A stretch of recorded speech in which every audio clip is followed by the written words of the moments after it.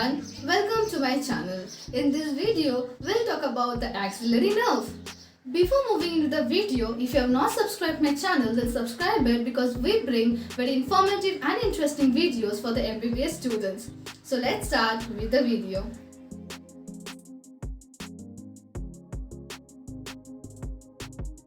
So let's start with the axillary or the circumflex nerve. So why it is called as the axillary and circumflex?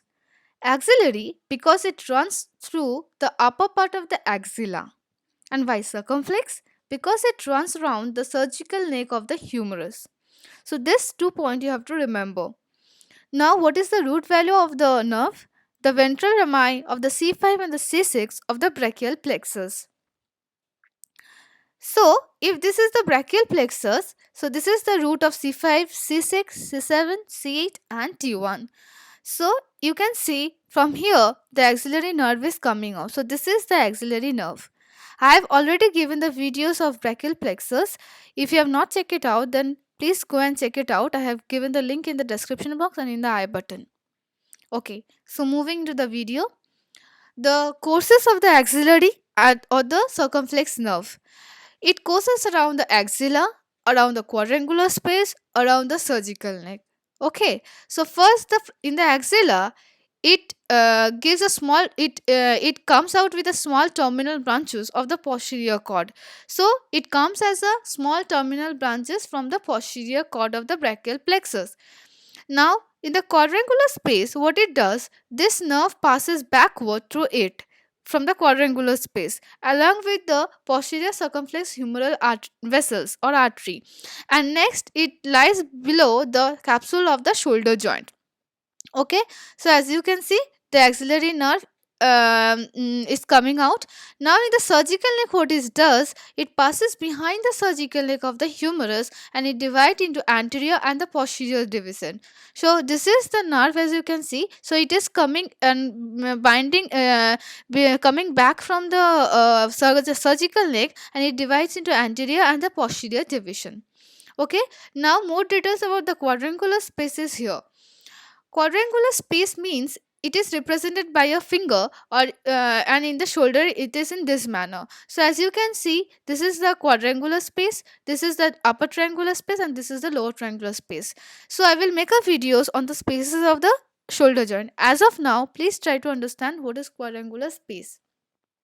So this is the quadrangular space, and the boundaries are: above will be teres minor, below will be teres major, in the medial side there will be the triceps brachii long head, and in the lateral side there will be the surgical leg of the humerus. Okay, and the content of this quadrangular space is obviously the axillary nerve along with the posterior circumflex humeral vessels. Okay, now the branches. So it gives branches from the anterior division, from the posterior division, along with the main trunk. So there is the muscular branches. So muscular branches, from the anterior division it gives to the deltoid muscle, and from the posterior division it gives to the deltoid muscle posterior part and the teres minor. So if you follow this diagram, you can see this is the surgical neck of the humerus, okay, and this is the main trunk of the axillary nerve. So it divides into two branches. Anterior division is this one, and this is the posterior division. It is going back. Okay, so from the anterior division it gives to the deltoid muscle. As you can see, so this is the deltoid muscle, so it gives the deltoid muscle. Okay, and the posterior division it gives to the deltoid muscle, as you can see, even to the teres minor muscle. So this is the teres minor muscle. You can see in the teres minor there will be a ganglion, by which you can identify that this is the nerve to the teres minor. Okay, next we have the cutaneous branch. So cutaneous branch is given by the posterior division. What is that branch? Upper lateral cutaneous nerve of arm. So this is the posterior division, and this is the upper lateral cutaneous nerve of arm. Okay, now next is the articular and the vascular division. It gives to the trunk, from the main trunk it gives to the shoulder joint. So as you can see, this is the main trunk, okay, and this is given to the shoulder joint. Okay, and next to the posterior division to the posterior circumflex humeral artery.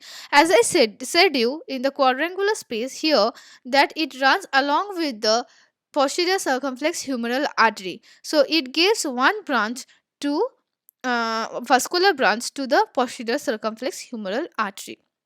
Okay, so next moving into the clinicals. If there is an axillary nerve injury, so what will be the deformity? There will be a flat shoulder. Cause will be because of the fracture of the surgical neck of the humerus. As you know that it comes from behind the surgical neck of the humerus and it binds around it. And the clinical sign is there will be paralysis of the deltoid and the teres minor muscle. Okay, as it supplies the deltoid muscle by the anterior and the posterior division both, and by the teres minor by the posterior division, right? And there will be a loss of abduction from the 15 degree to 90 degree because of the loss of the paralysis of the deltoid muscle. Okay, so the important question your examiner it can come from your examination is obviously the axillary nerve as a whole total, even the spaces for the shoulder and the injury to the axillary nerve. Okay, so thank you. So now you know everything about the axillary nerve. If you like the video, then give it a thumbs up, comment below, share with your friends and subscribe my channel. Bye guys.